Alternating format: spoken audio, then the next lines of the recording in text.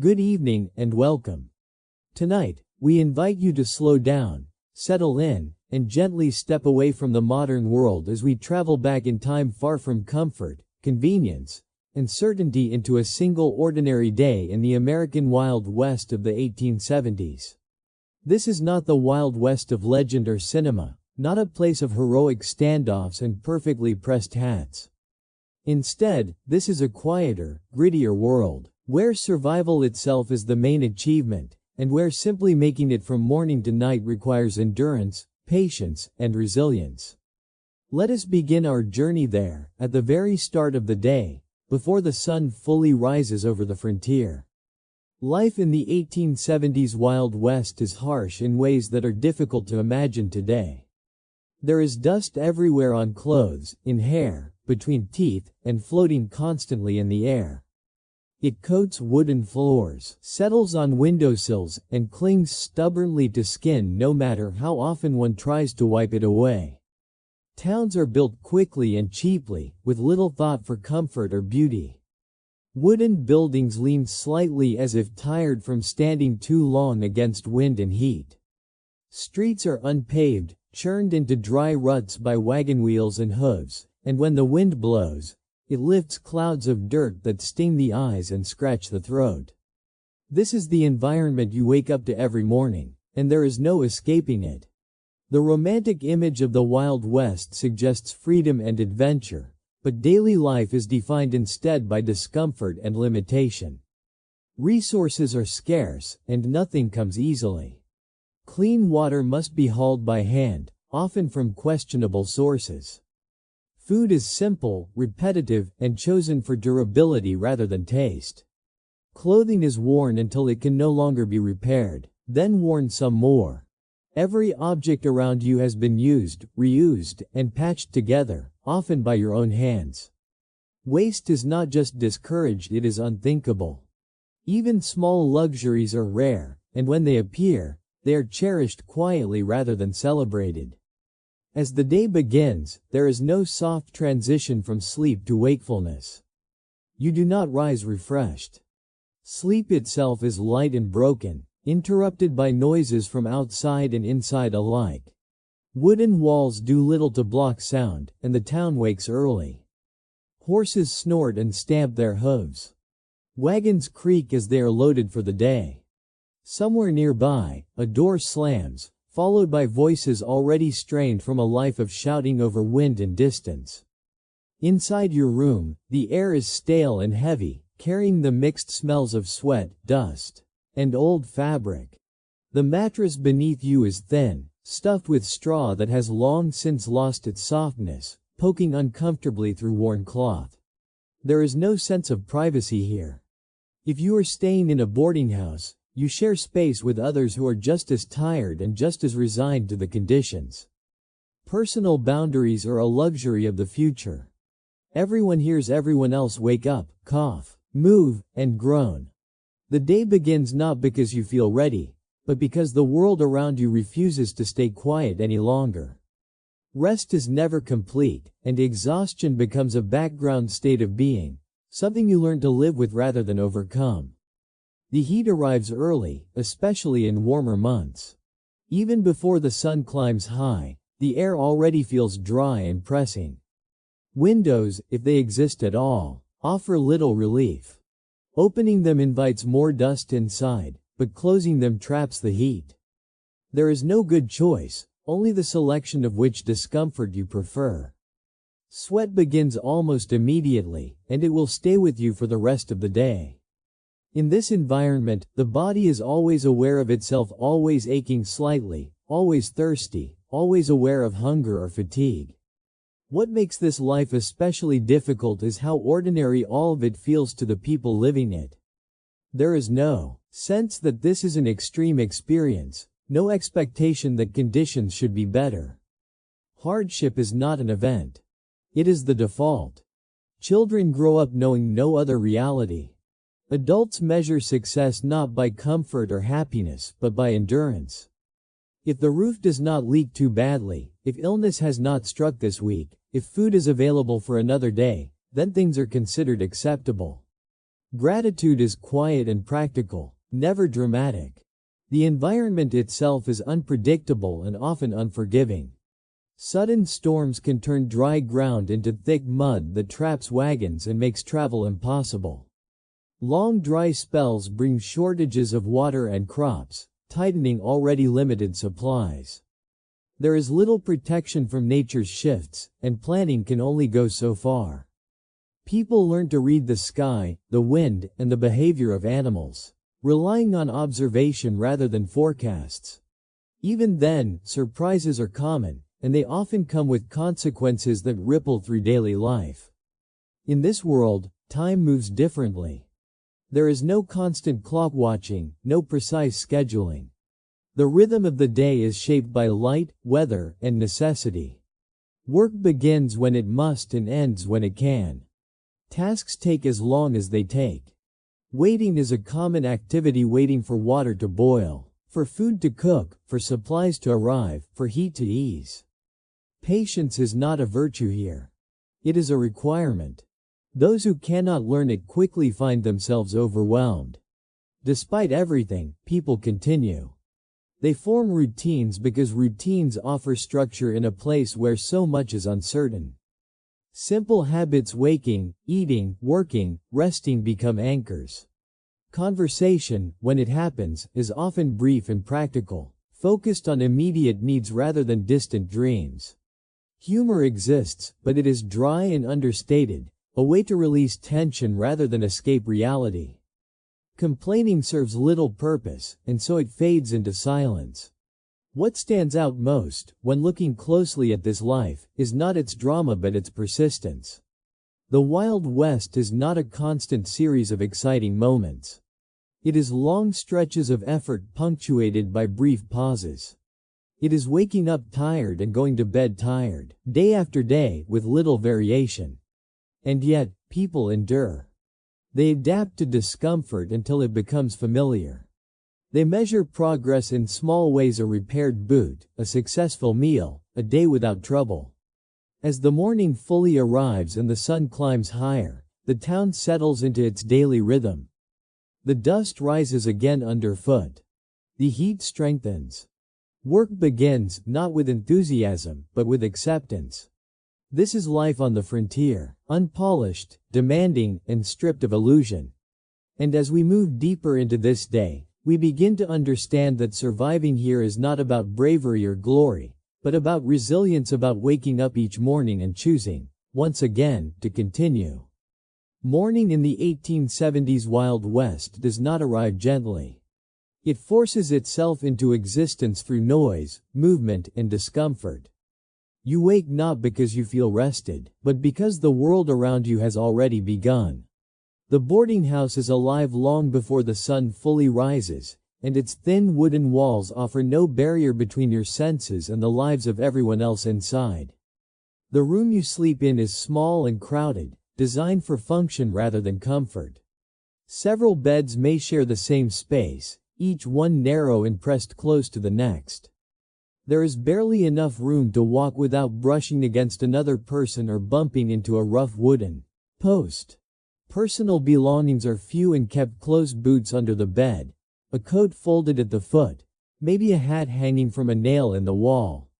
Nothing is truly private, and nothing feels temporary, even though few people plan to stay forever. The mattress beneath you is thin and uneven, stuffed with straw that shifts and crunches with every movement. Over time, the straw breaks down, forming hard clumps that press into your back and shoulders. Turning in your sleep offers little relief. The fabric covering the mattress is worn smooth in places and rough in others, patched repeatedly to keep it usable.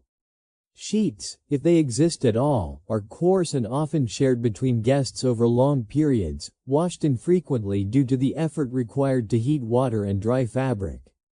The air inside the room is heavy and stale. During the night, windows are usually kept closed to keep out the cold, insects, or blowing dust, and by morning the space feels thick with warmth and lingering smells. Sweat, damp clothing, old wood, and dust mix together into a scent that no one remarks on anymore because it is simply part of life. Breathing deeply feels unnecessary. Short, shallow breaths become the norm without conscious thought. Sounds fill the boarding house from every direction. Someone nearby coughs repeatedly, a dry, tired sound that echoes against the walls. Another person shifts on their mattress, causing the wooden frame to creak loudly. Footsteps thud overhead or down the hall, uneven and heavy, as someone else rises early to claim a moment at the wash basin. Outside, horses stamp and snort, their presence impossible to ignore. Somewhere, a wagon wheel groans as it turns slowly across the dirt street.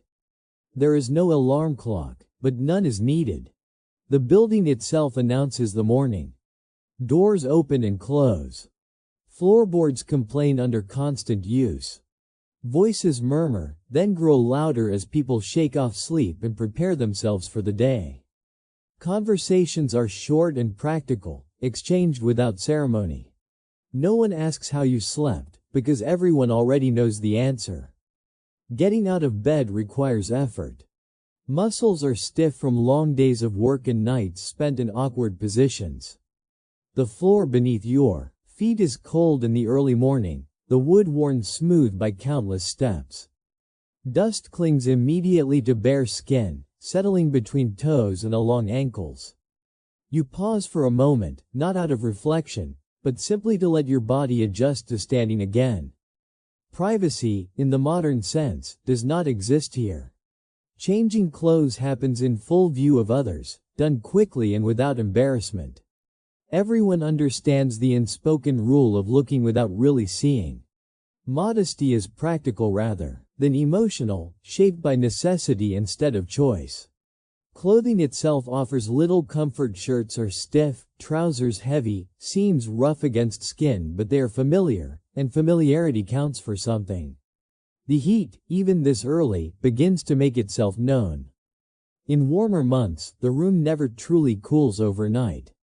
By morning, the air already feels dry and pressing. In colder seasons, the opposite is true. The chill settles into bones, and breath briefly fogs the air. Either way, the temperature is something you endure, not something you control. There is no adjustment beyond adding or removing a layer and hoping for the best. As people move about the room, space becomes even tighter. Someone stoops to lace boots, elbows brushing against a neighboring bed.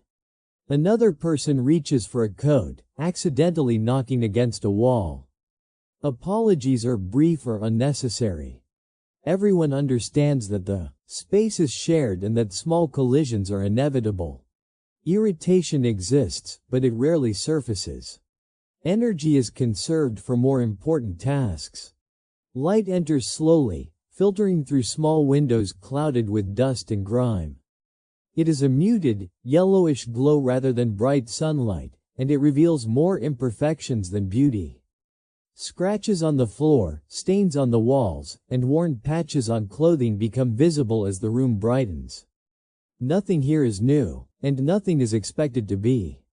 The boarding house serves a specific purpose, it provides shelter, nothing more. It is not meant to be restful, welcoming, or inspiring. It is a place to sleep because sleep is necessary. Comfort is secondary, sometimes irrelevant. Those who stay here accept this arrangement without question. Complaints change nothing, and expectations are kept low to avoid disappointment. Despite the crowding and discomfort, there is a quiet sense of routine. People know where to step, when to move, how to prepare themselves without causing unnecessary disruption. This unspoken coordination develops over time, born from shared experience rather than instruction. In a place where chaos could easily take over, routine becomes a stabilizing force. As the morning continues, the boarding house gradually empties. Some leave early for labor that begins at dawn. Others linger briefly, stretching sore backs or adjusting worn clothing. Each departure is marked by the sound of boots on wood, the creak of a door, and then the muffled noise of the street beyond. With every person who leaves, the room grows slightly quieter, though never truly silent. This is how the day begins in the Wild West, not with excitement or anticipation, but with endurance. Waking up is not a pleasure. It is a task, completed because it must be. The boarding house, crowded and uncomfortable, shapes the mindset of those who pass through it. It teaches adaptability, patience, and acceptance. And as you step outside into the dusty morning air, you carry that mindset with you, knowing that the challenges of the day have already begun, long before the work itself starts. Once you are fully awake, it becomes clear that silence is not part of life in the 1870s Wild West.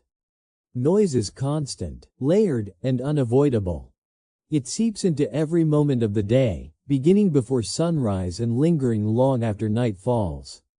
Even in moments when no one is speaking, the environment itself produces sound: wood expanding with heat, animals shifting their weight, wind pushing dust along the street.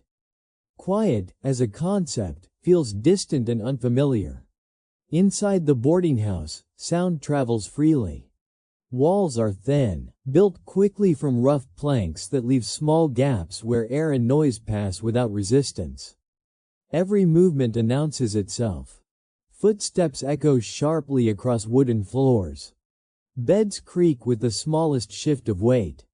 Doors never close softly, no matter how carefully someone tries. A dropped object, boots, a cup, a tool, creates a sudden, jarring crash that pulls everyone's attention for a brief moment before life continues. Voices blend together in the morning hours. Some people speak in low tones, conserving energy. Others speak loudly by habit, shaped by years of calling across open land or noisy streets. Laughter is short and rough-edged.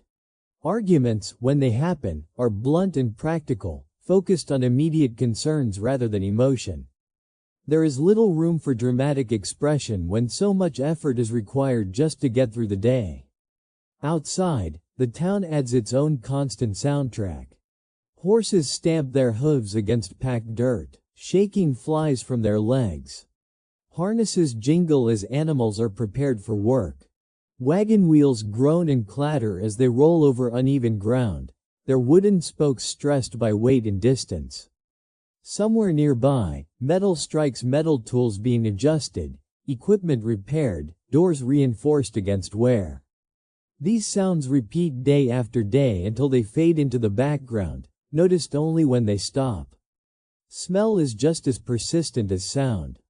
It is not a single scent but a mixture that changes subtly throughout the day. Dust hangs in the air, dry and sharp, carried on every breeze and stirred up by every footstep. It settles on skin and clothing, blending with sweat and becoming something heavier, something that lingers. No matter how recently you washed, the smell returns quickly, as if the land itself insists on leaving its mark. Animals contribute strongly to this environment. Horses, essential for transportation and labor, are everywhere, tied to posts, led through streets, resting in nearby yards. Their presence brings warmth, movement, and a steady layer of scent that people no longer question. Other animals wander freely as well, moving between buildings and through open doors. Their noises, clucking, bleating, shuffling, become part of daily life, as familiar as human voices. Food smells drift through the town as the morning progresses. They are heavy and simple, carried on the same dusty air.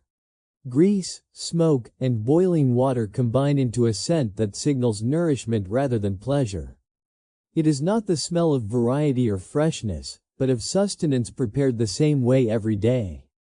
These smells are comforting in their own way, reminding people that a meal is coming, even if it will be plain. The lack of separation between personal space and public life means there is no escape from these sensory experiences. There are no quiet rooms, no controlled environments. Even stepping outside offers no relief, only a different version of the same constant stimulation. The street is just as loud as the boarding house, just as full of movement and unpredictability. Children run past, adults call out instructions, animals shift and react to unfamiliar sounds. This constant stimulation wears on the body and mind over time. Rest is shallow, concentration fragmented.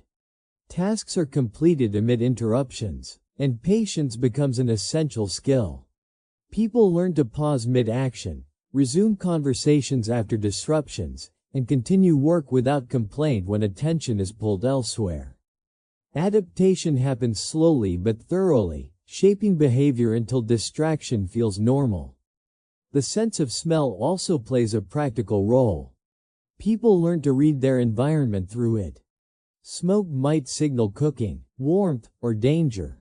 A sudden unfamiliar scent could mean spoiled food, illness, or a problem nearby. Without modern systems of warning or communication, the senses act as early alerts, and ignoring them can carry consequences. What might feel overwhelming to a visitor is, to residents, a source of information. Personal cleanliness is difficult to maintain under these conditions, and everyone understands this. Clothing absorbs the smells of daily life: smoke from fires, dust from the street, sweat from labor. Washing garments requires time, water, and fuel, all of which are limited. As a result, clothing is worn repeatedly, aired out when possible, and washed only when absolutely necessary. The smell becomes familiar, even comforting, because it represents continuity. Disruptions are not occasional. They are expected. Plans change without warning. A sudden noise might signal a wagon arriving with supplies, drawing people away from their tasks. An animal breaking free can cause brief chaos, redirecting attention and effort until order is restored. Even weather plays a role, as windstorms or sudden changes in temperature alter the rhythm of the day. Flexibility becomes more valuable than precision. Despite all this, life continues with a steady pace. People do not rush to eliminate noise or odor. They accept them as part of existence. Complaining would require energy better spent elsewhere. Instead, there is a quiet resilience, a shared understanding that discomfort is not a personal failure but a collective reality. Everyone is subject to the same conditions, and that shared experience creates a subtle sense of connection. Moments of relative calm do exist, but they are brief and often unnoticed until they pass. A pause between wagons, a lull in conversation, a still moment when the wind drops and dust settles. These moments feel fragile, easily broken by the next sound or movement. People rarely comment on them, but they register all the same, offering a short breath before the noise resumes. As the day moves forward, the sounds and smells shift rather than disappear. The morning's bustle gives way to the steady rhythm of work, punctuated by voices and movement. Later, the evening will bring its own set of sensations: lower voices, slower steps, different smells rising from cooking fires. But at no point does the world fully quiet down. Living in the Wild West means existing in constant awareness of your surroundings. The senses are always engaged, always processing. Over time, this shapes the way people think and react. There is less room for inward focus, more attention directed outward.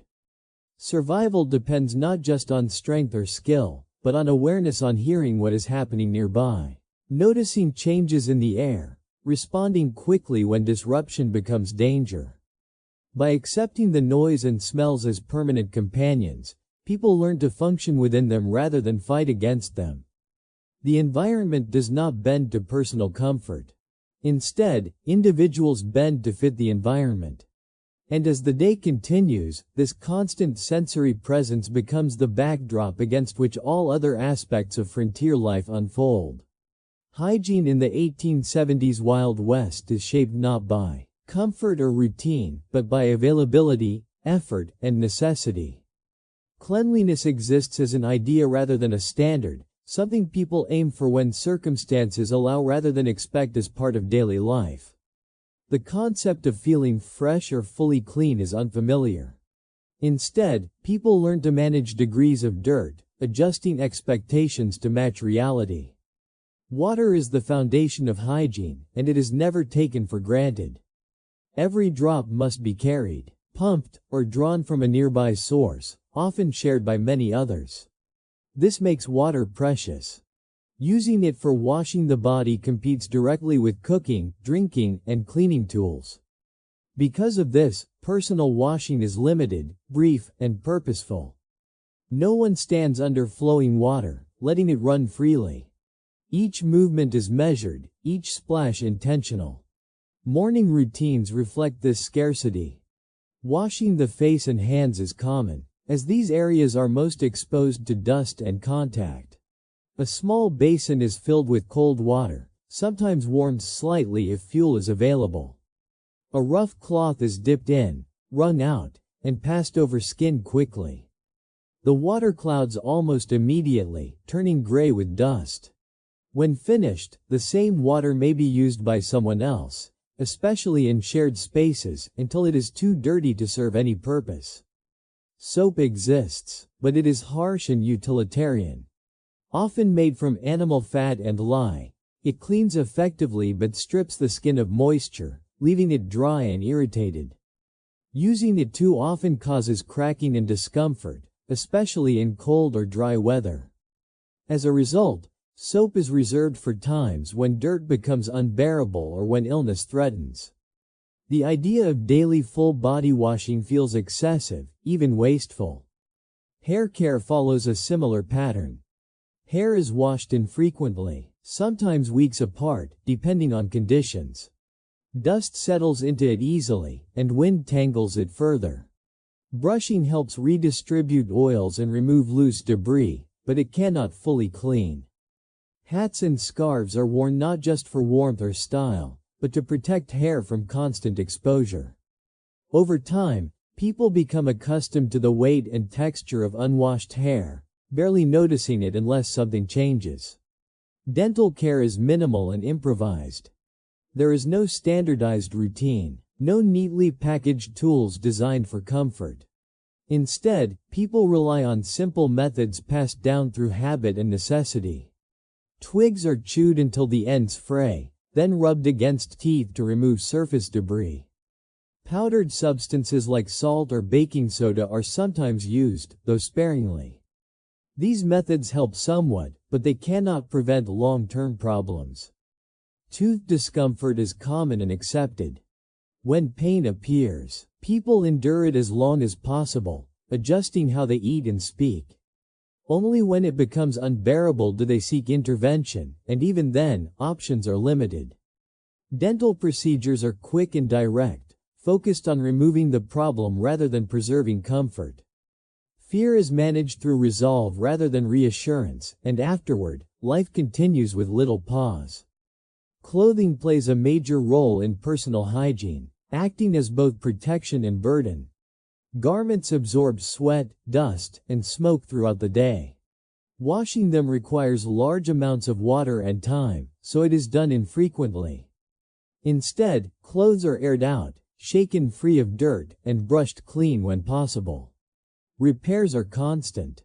Tiers are stitched, patches added, seams reinforced. A well-maintained garment is valued not for cleanliness but for durability. The smell that clings to clothing and skin becomes familiar. It is not considered pleasant, but it is not offensive either. Everyone shares it. In a community where conditions are the same for all, scent loses its social power. Judgment is reserved for extremes rather than norms. Someone noticeably unclean might raise concern, but otherwise, personal odor is simply part of the shared environment. Bathing the entire body happens rarely and often marks a significant effort. When it does occur, it requires planning. Water must be heated, a tub or large container prepared, and time set aside. In many cases, the same bathwater is used by multiple people, starting with the youngest or those considered most in need. By the end, the water is cloudy and lukewarm, but the task is considered complete. Seasonal changes affect hygiene practices as well. In warmer months, sweat increases, but water sources may become scarce. In colder months, washing becomes physically uncomfortable, even risky. Cold water chills the body quickly, and drying off completely is difficult without heat. As a result, Washing is reduced further, and people rely more heavily on layered clothing to manage discomfort. Illness adds another layer of concern. Without a clear understanding of germs, people still recognize patterns. Certain smells, visible dirt, or shared water sources are associated with sickness.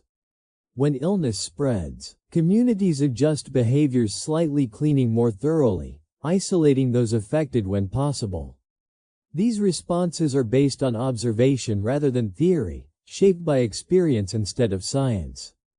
Despite the challenges, there is a quiet sense of care in these routines. People do what they can with what they have. Small acts, washing hands before a meal, rinsing a cloth, airing out bedding, carry meaning.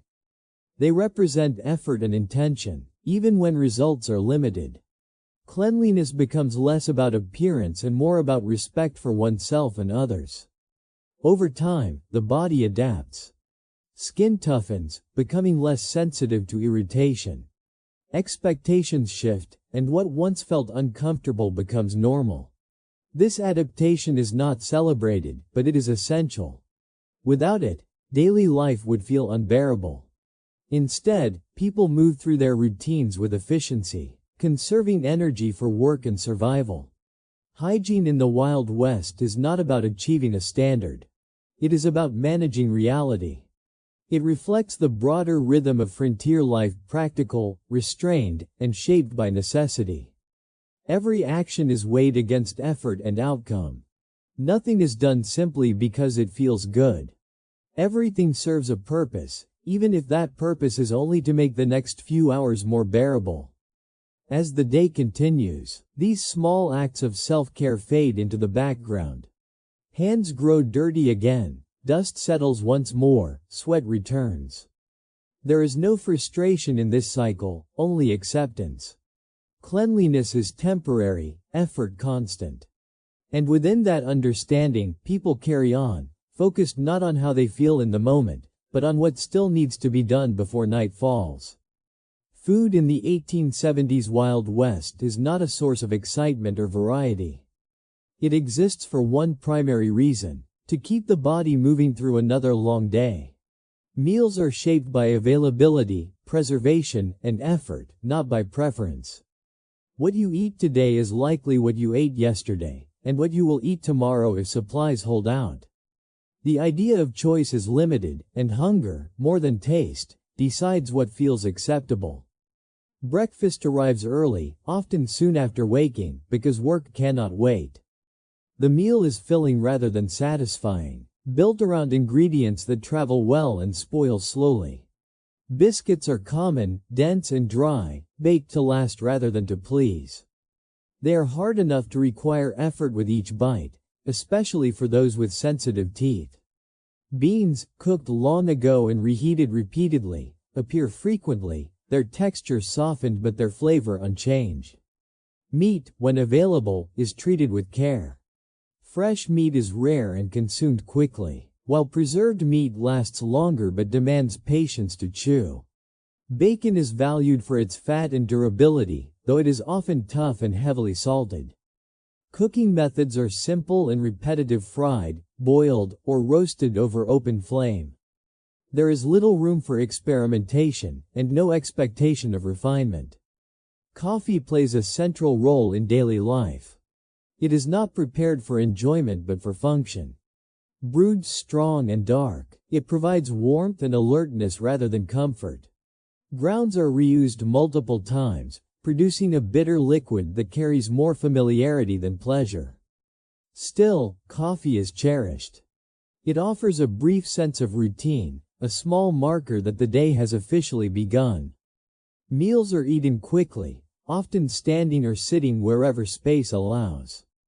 Tables, when present, are shared, crowded, and worn smooth by years of use. There is no elaborate setting, no extended conversation. People eat with efficiency, focused on the work ahead rather than the food in front of them. Plates are scraped clean not out of politeness, but because nothing can be wasted. The act of cooking is labor-intensive. Fires must be built and maintained, fuel gathered, water carried. Each meal represents time and effort, which makes leftovers valuable. Food is reused until it is gone, sometimes stretched further by adding water or bread.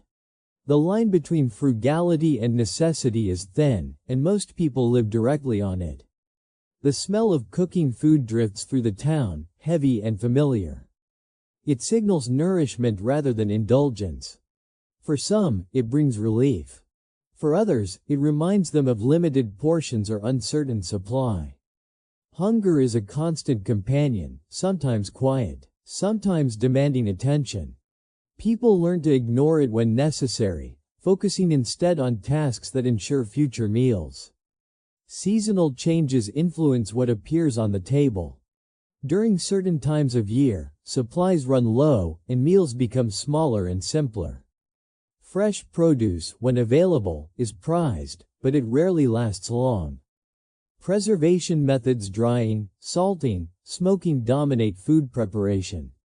These methods extend life at the cost of flavor, reinforcing the idea that eating is about survival, not enjoyment. Eating is also shaped by community. Food is often shared, especially in boarding houses or work camps. Portions are distributed carefully, and fairness matters. Someone who takes more than their share is noticed. This quiet accountability helps maintain order in environments where resources are limited. Sharing food builds bonds, even when the food itself is plain. Illness and fatigue influence how meals are experienced. On days when the body is weak, even simple food can feel heavy. On days of hard labor, the same meal may feel insufficient. Still, there is little adjustment. The food remains the same, and the body adapts as best it can. Complaints change nothing, and so they are rare. Cleanliness during meals is practical rather than formal. Hands are wiped, not thoroughly washed. Utensils are simple, sometimes shared. Cups and plates bear marks from years of use, their surfaces dulled and chipped.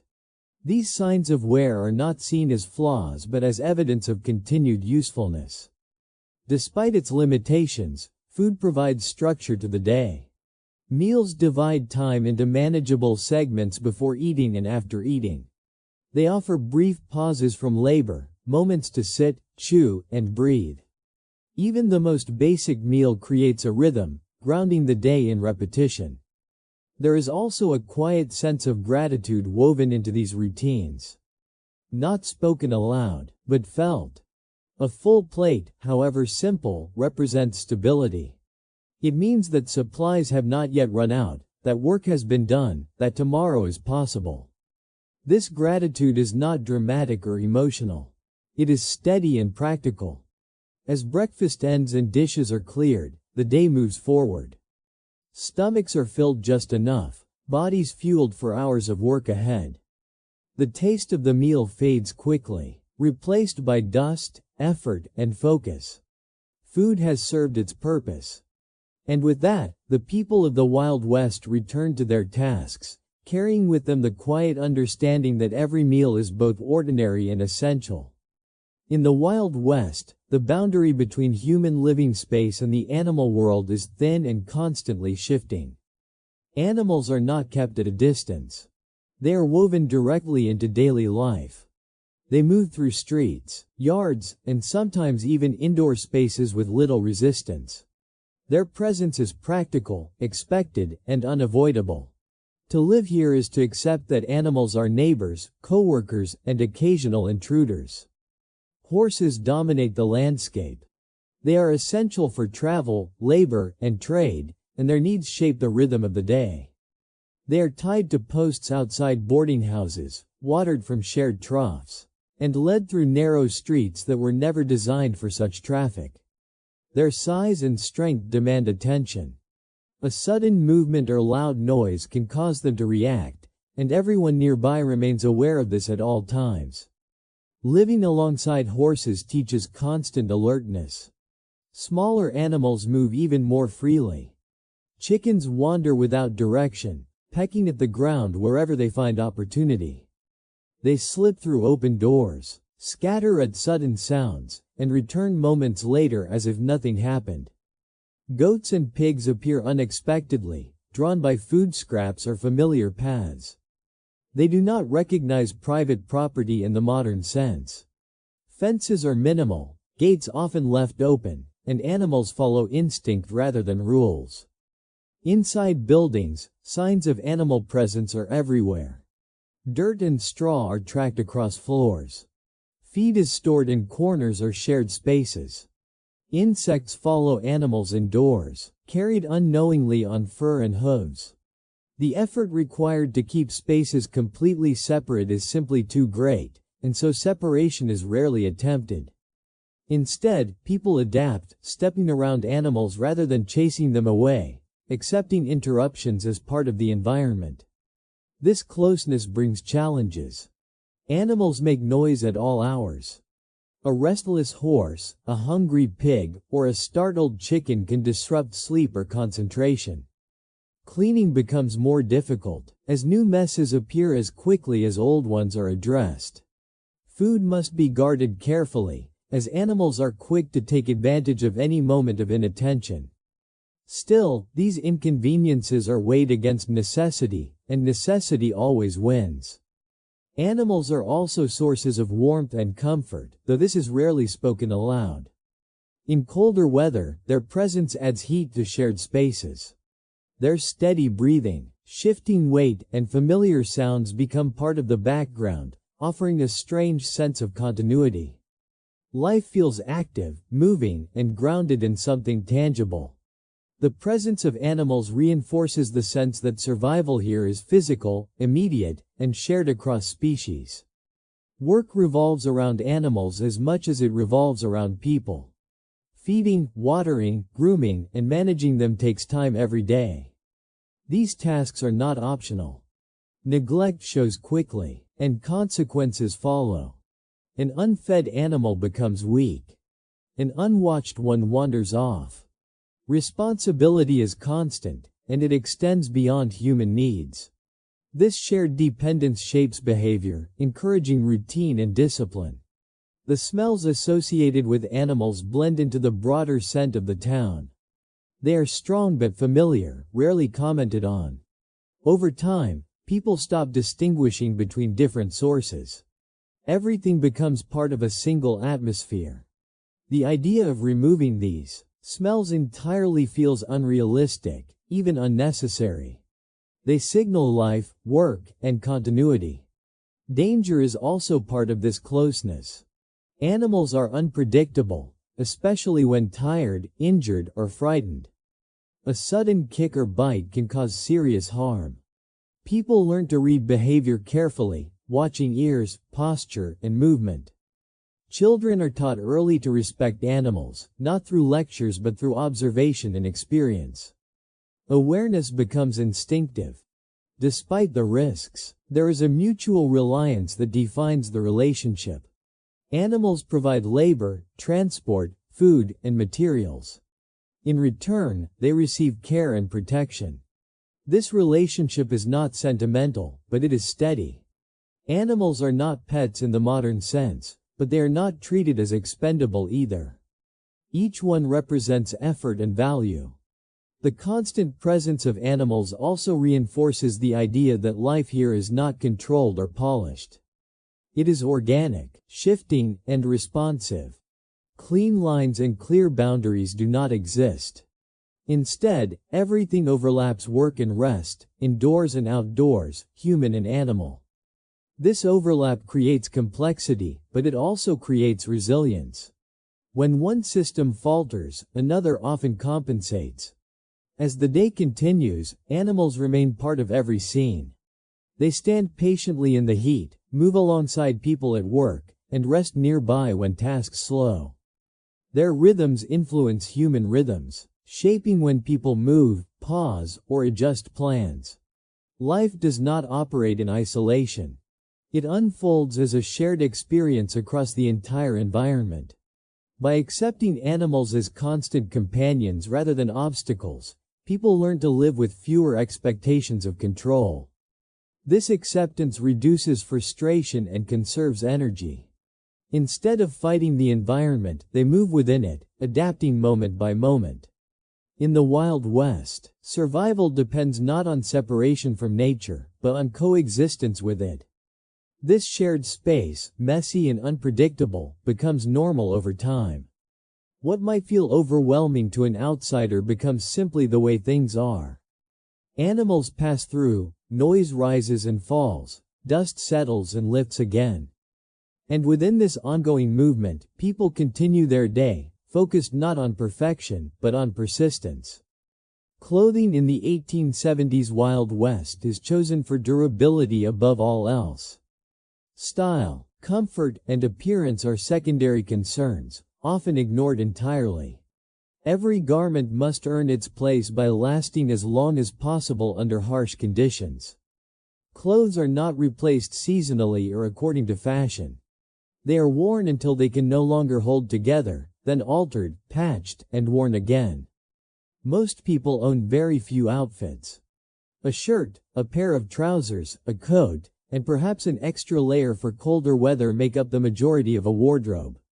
These pieces are used every day, exposed constantly to dust, sweat, sun, and friction. Fabric fades quickly under the relentless light and wear. Colors dull, textures stiffen, and seams strain under repeated movement. Getting dressed in the morning is a practical process. There is no decision-making beyond what is clean enough and functional. Clothing is pulled on quickly, often while standing or sitting on the edge of a bed. Buttons are missing, replaced by knots or pins. Tears are common, especially at stress points like elbows and knees. Each repair tells a quiet story of past labor. The fabric itself is rough. Soft materials do not survive long here, and so sturdier textiles dominate. Shirts scratch slightly against the skin, especially when sweat dries and dust settles into the fibers. Trousers feel heavy, resisting movement at first before loosening with wear. Over time, the body adapts, growing accustomed to constant contact with stiff cloth. Layering is essential, not for style but for protection. Layers guard against sun, wind, and sudden changes in temperature. In warmer months, clothing traps heat but shields skin from dust and exposure. In colder seasons, layers provide insulation, even if they add bulk and restrict movement. Adjusting layers becomes a routine response to shifting conditions. Footwear carries particular importance. Boots are expected to handle uneven ground, long hours of standing, and constant pressure. They are broken in through use, shaping themselves slowly to the wearer's feet. New boots are stiff and uncomfortable, often causing blisters, but they are still valued. Repairs are frequent. Soles are replaced, stitching reinforced, leather softened with oils when possible. Hats serve multiple purposes. They protect from sun and rain, shield eyes from dust, and provide warmth when temperatures drop. They are worn almost constantly, becoming an extension of the person rather than an accessory. A hat left behind feels like a serious oversight, not a minor inconvenience. Washing clothes is a demanding task. It requires water, fuel, and time, all of which are limited. As a result, clothing is cleaned infrequently. Instead, garments are shaken out, brushed, and aired whenever possible. Dirt becomes embedded in the fabric, and smells linger. Over time, these signs of wear lose their meaning. Cleanliness is measured in function, not freshness. Repairs are done by necessity rather than skill. Not everyone knows how to sew well, but everyone knows how to make something last a little longer. Stitches are uneven, patches mismatched. The goal is strength, not appearance. A visibly repaired garment is a sign of resourcefulness, not neglect. Weather leaves its mark on clothing quickly. Rain stiffens fabric when it dries. Sun weakens fibers, making them brittle. Wind drives dust deep into seams. Clothing becomes a record of the environment, carrying its effects day after day. Wearing these garments means carrying the landscape with you. Despite the discomfort, there is a certain reliability in worn clothing. Each piece fits the body in familiar ways, responding predictably to movement. New clothes, when acquired, feel strange and untrustworthy at first. Familiar wear offers reassurance, even when it comes with rough edges. Social differences can sometimes be seen in clothing, but they are subtle. Wealth may show in slightly better fabric or fewer patches, but everyone is still subject to the same dust, heat, and labor. Clothing levels differences quickly, reinforcing a sense of shared experience rather than separation. At the end of the day, clothes are not removed with relief so much as with habit. They are hung, folded, or left where they fall, ready to be worn again. There is no sense of reset, only continuation. Clothing does not mark the beginning or end of the day, it simply moves with it. In this environment, clothing becomes a tool. It protects, endures, and adapts alongside the wearer. Comfort is something people learn to live without, replaced by function and familiarity. And as the day stretches on, these worn garments remain a constant companion, absorbing the effort and strain of frontier life without complaint. Bathing in the 1870s Wild West is not a refreshing ritual or a moment of relaxation. It is an event rare, planned, and often uncomfortable from start to finish. The idea of washing the entire body regularly feels impractical, even unnecessary, when weighed against the effort required. Cleanliness, in this context, is a temporary state rather than something to maintain daily. Water is the main obstacle. Every bath begins with the same question: is there enough water to justify using it this way? Water must be carried by hand from a pump, well, or nearby source. Each bucket is heavy, and each trip takes time and energy. Once collected, the water must often be heated over a fire, which requires fuel and attention.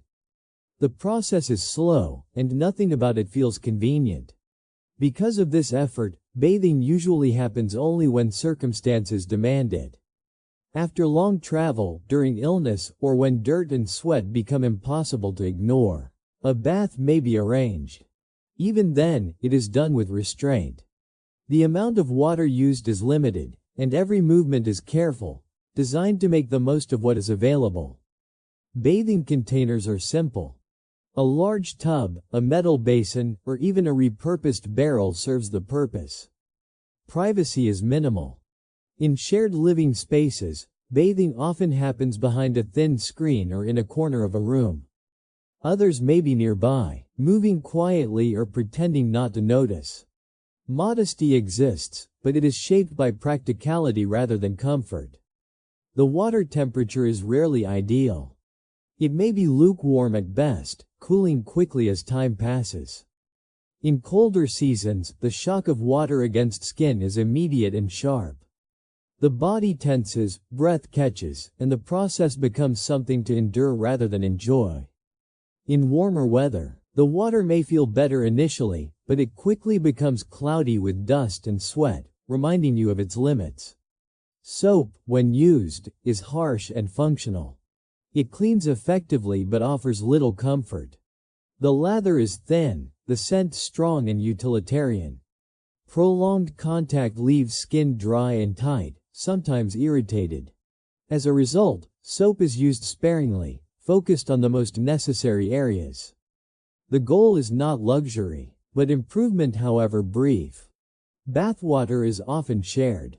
In households with multiple people, the same water may be used by more than one person, starting with those considered most vulnerable.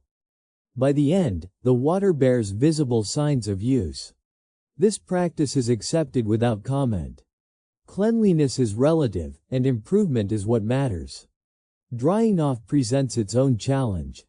Towels are rough, heavy, and slow to dry. In cold conditions, staying wet for too long can be uncomfortable or even risky. Without steady heat, the body cools quickly. People dry themselves as best they can, dress promptly, and move on, the brief discomfort replaced by familiar layers of clothing. Between full baths, people rely on partial washing to manage cleanliness. Hands, faces, and necks receive the most attention. A damp cloth and a small amount of water can make a noticeable difference, even if it does not last. These small acts help maintain comfort and prevent the worst effects of dirt and sweat from building too quickly. Seasonal changes influence bathing habits significantly. In summer, heat increases the desire to wash, but water shortages may limit opportunities. In winter, the cold discourages bathing altogether. The risk of exposure outweighs the benefit, and people adjust expectations accordingly. Cleanliness becomes something to revisit when conditions improve. There is little emotional attachment to the act of bathing. It is not anticipated or remembered fondly. Instead, it is treated like any other demanding task, something to complete efficiently and then leave behind. Relief comes not from pleasure, but from knowing the task is done. Despite its rarity, bathing carries a quiet sense of renewal. For a short time, skin feels lighter, clothes sit differently, and the body moves with slightly less discomfort. This change is subtle and fleeting, but it is noticed. It reminds people that conditions could be different, even if they rarely are. As hours pass, dust returns. Sweat forms again. The effects of bathing fade into memory. No one expresses frustration at this cycle. It is expected. Cleanliness is temporary, effort constant. People accept this rhythm without resentment, understanding that comfort here is always brief. Bathing in the Wild West is not about indulgence or routine. It is about necessity, timing, and restraint.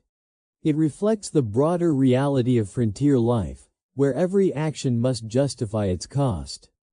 And as the day continues, the body carries on cleaner than before, perhaps, but already adapting once again to the dust, heat, and demands of survival. In the 1870s Wild West, insects are not a seasonal inconvenience or a minor annoyance. They are a constant presence, woven into daily life as firmly as dust and heat. From the moment you wake until long after night falls, small biting, crawling, and buzzing creatures compete for space and attention.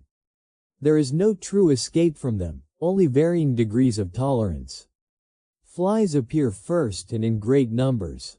Drawn to food, animals, and human activity, they gather everywhere on tables, near cooking areas, around water sources. They land without hesitation, settling on skin, clothing, and meals. Swatting them away becomes an unconscious habit, performed without thought or frustration. Complete removal is impossible, and so effort is limited to managing their presence rather than eliminating it. Mosquitoes arrive with the heat and linger wherever water exists, even in small amounts. Wells, troughs, barrels, and damp ground provide ideal conditions. Their bites are small but persistent, leaving behind itching that distracts and irritates.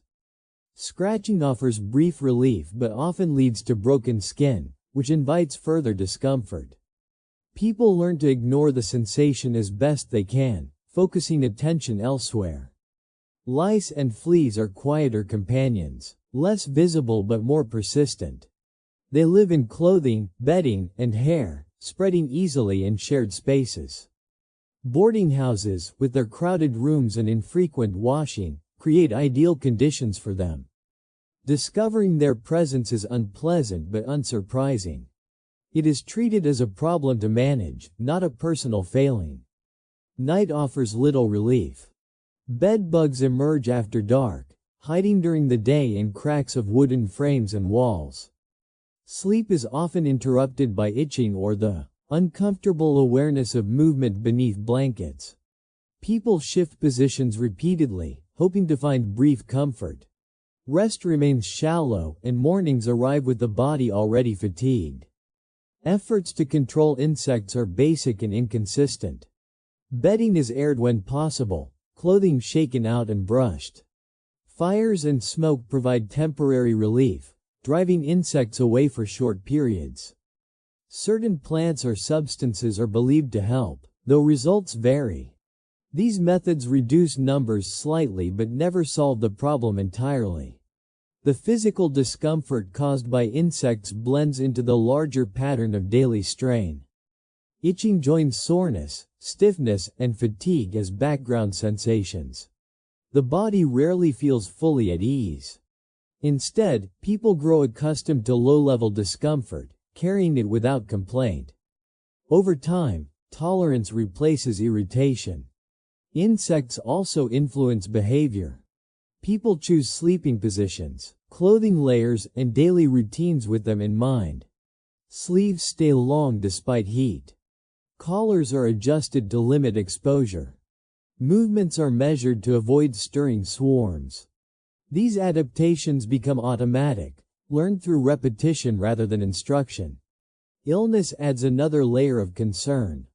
While the connection between insects and disease is not fully understood, experience has taught people that certain conditions lead to sickness. When insects increase, caution increases as well. Communities respond by cleaning shared spaces more thoroughly or avoiding certain areas when possible. Despite everything, insects rarely dominate conversation. They are simply part of the environment, accepted with resignation.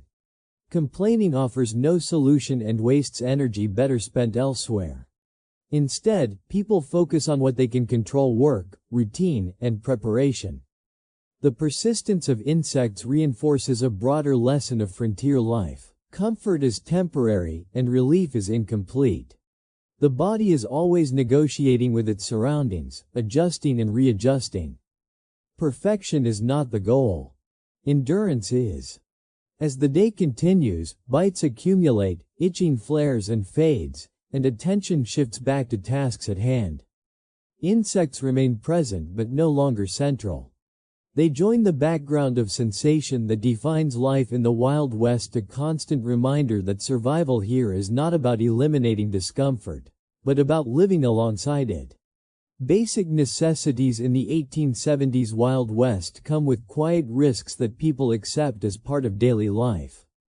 Two of the most essential, using the outhouse and obtaining water, are never simple, safe, or comfortable. They are tasks approached with caution, familiarity, and a certain level of resignation, because avoiding them is not an option. Outhouses are usually set a short distance away from living spaces, positioned for convenience rather than comfort. They are simple wooden structures, often leaning slightly, with gaps in the boards that let in light, air, and unwanted visitors. Inside, there is no refinement, just a rough opening, a wooden seat if you are fortunate, and the lingering smell of long use. Privacy is limited. Sounds carry easily, and the knowledge that others are nearby never fully fades. Using the outhouse during daylight is uncomfortable but manageable. At night, it becomes a different experience altogether. Paths are uneven, poorly lit, and sometimes shared with animals. Each step must be taken carefully. The dark hides hazards: loose boards, insects, or sudden movement in the distance.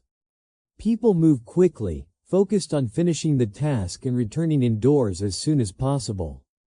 Inside the outhouse, attention remains high.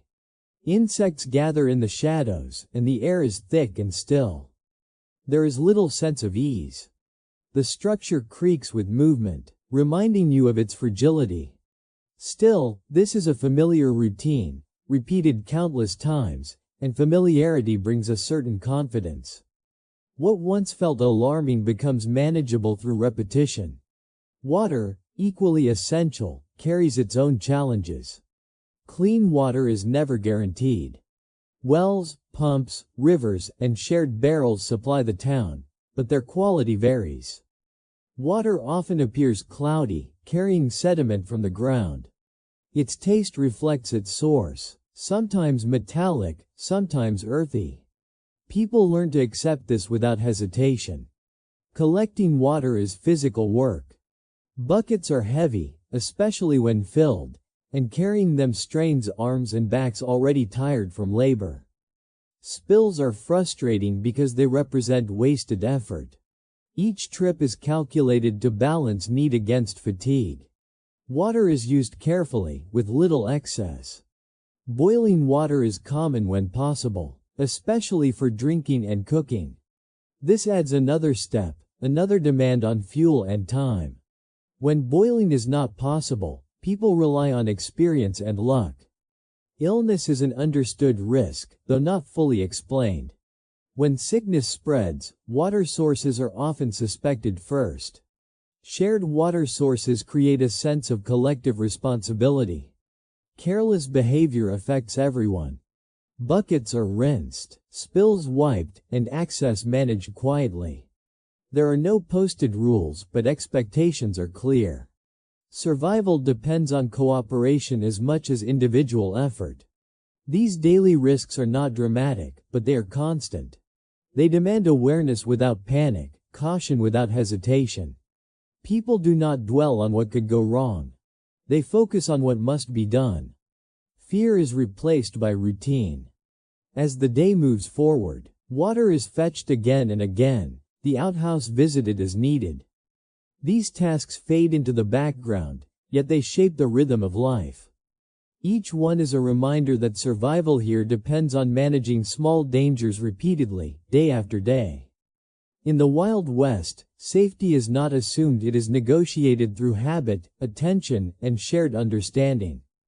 And through these ordinary acts, people continue, quietly adapting to a world where even the simplest needs require care. As the day stretches on, in the 1870s Wild West, fatigue settles into the body in a familiar, almost expected way. This tiredness is not dramatic or overwhelming. It is steady and constant, like a weight that never fully lifts. People do not ask whether they have the energy to continue. They assume they must, and so they do. Endurance is not celebrated or even acknowledged, it is simply part of being alive here. Work fills most hours of the day, shaped by necessity rather than ambition. Tasks are repetitive and physical, requiring attention more than inspiration. Muscles ache, joints stiffen, and small injuries accumulate. Scratches, bruises, and sore backs are so common that they rarely warrant comment. Pain becomes something to manage quietly rather than something to eliminate. Rest exists, but it is limited and brief. Short pauses are taken when possible, leaning against a wall, sitting on a crate, standing still for a moment to catch one's breath. These breaks are not planned or timed. They happen naturally, fitting into the flow of work rather than interrupting it. When the pause ends, movement resumes without discussion.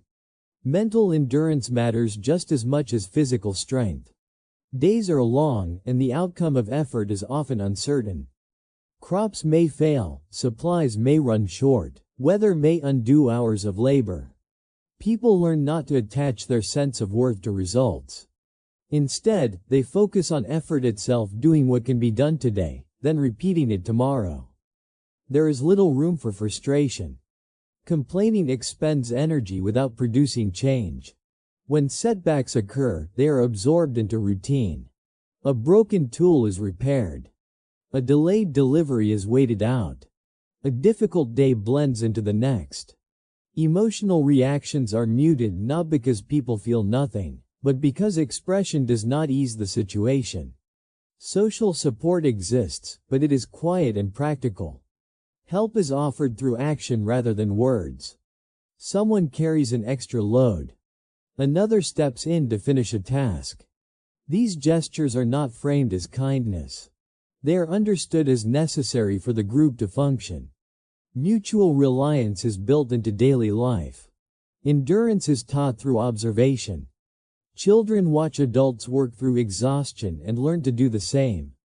There are no speeches about resilience, no lessons framed in abstract terms. The lesson is lived, repeated daily until it becomes instinctive. Strength is measured by consistency, not intensity. As evening approaches, the body moves more slowly, but work continues until it can reasonably stop. The light fades, signaling a natural boundary. Tools are set aside, not with satisfaction, but with relief. The goal is not to accomplish everything, but to accomplish enough. This form of endurance shapes identity. People see themselves not as exceptional survivors, but as ordinary individuals doing what must be done. Pride is quiet, rooted in persistence rather than achievement. Making it through the day without major trouble is enough. In this world, endurance is not heroic. It is routine. It is waking up tired and continuing anyway. It is carrying discomfort without drama and uncertainty without fear. And as the day nears its end, this quiet strength becomes the foundation that holds everything together, preparing people to do it all again tomorrow. When night finally settles over the 1870s Wild West, the meaning of success becomes very simple.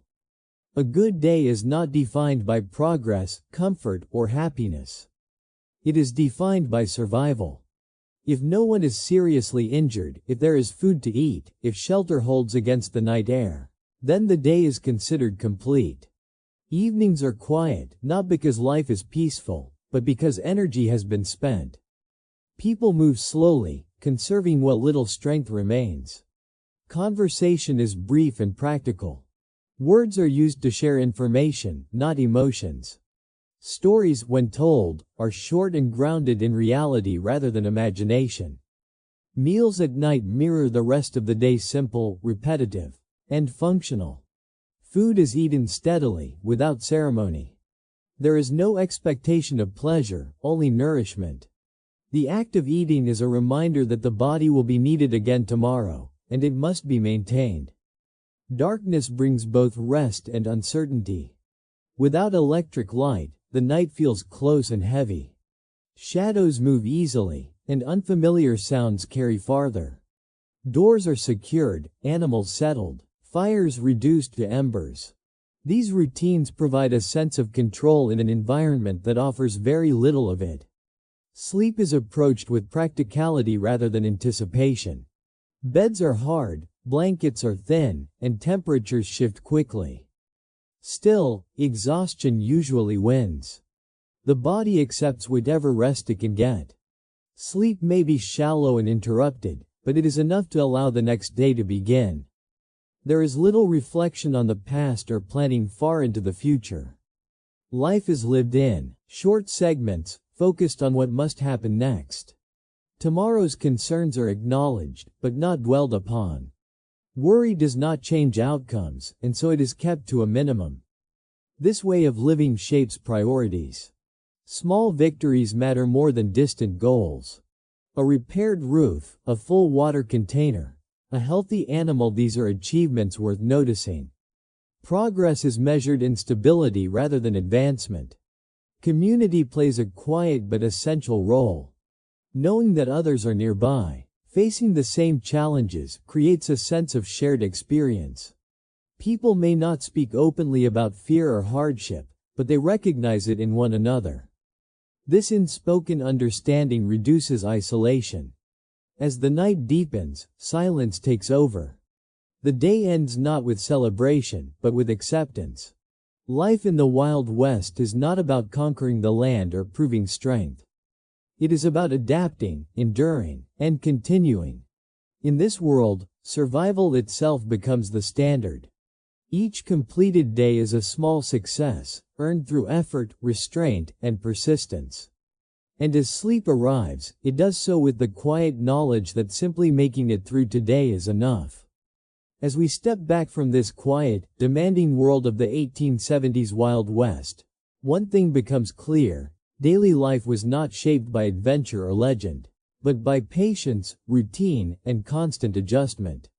Survival depended on accepting discomfort, managing limited resources, and finding balance in a place that offered very little margin for error. Strength was not loud or dramatic. It lived in repetition, in showing up each morning, and in continuing even when the day promised nothing more than more work. The people of this era did not chase greatness, they focused on stability, on keeping life moving forward one small step at a time. In that sense, their lives remind us that endurance itself can be meaningful, even when it goes unnoticed. Thank you for spending this time with me and listening to this story from the past. I hope it helped you slow down, imagine another world, and find a moment of calm. Wherever you are, I wish you a peaceful rest, a gentle night, and I look forward to seeing you again in the next story.